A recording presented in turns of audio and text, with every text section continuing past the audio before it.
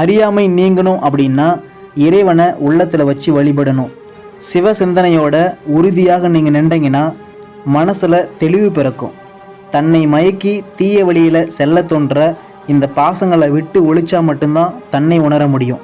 தன்னை அறிவது அப்படின்றது தான் இறை தத்துவம். இப்போ ஒவ்வொரு நாளும் உங்களுடைய மனசாலையும் உங்களுடைய வாயாலையும் இறை நாமத்தை நீங்கள் சொல்லிகிட்டே வந்தீங்கன்னா உங்களுக்கு நல் அருள் அமையும், நல் வாழ்க்கை அமையும். நிலையற்றதை, அழியக்கூடியதை நிலையானது அப்படின்னு நினைக்கிறாங்க இல்லையா, அவங்கெல்லாம் மூடர்கள். இவங்க இறைவனை உள்ளத்தில் எப்போவுமே காண மாட்டாங்க. அவங்க துன்பத்திலேயே தான் இருப்பாங்க. நீங்கள் நலமோட வாழணும் அப்படின்னா யோக பயிற்சி அவசியம். யோக பயிற்சி நீங்கள் அவசியமாக செய்யணும்.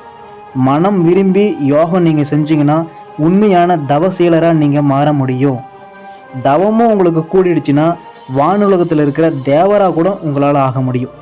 இந்த பிராணனும் மனமும் ஒரு சேர அடங்கி இருந்துச்சுன்னா நீங்கள் இங்கே இந்த பிறவியில் துன்பம் அப்படின்றது உங்களுக்கு இல்லை, இந்த உயிருக்கு துன்பம் அப்படின்றதே இல்லை.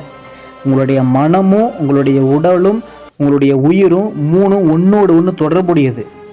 இந்த மூணையும் ஒன்றோடு ஒன்று விலகாமல் உங்களுக்கு தொடர்பு படுத்தி வைக்கிறது தியானம் மட்டும்தான்.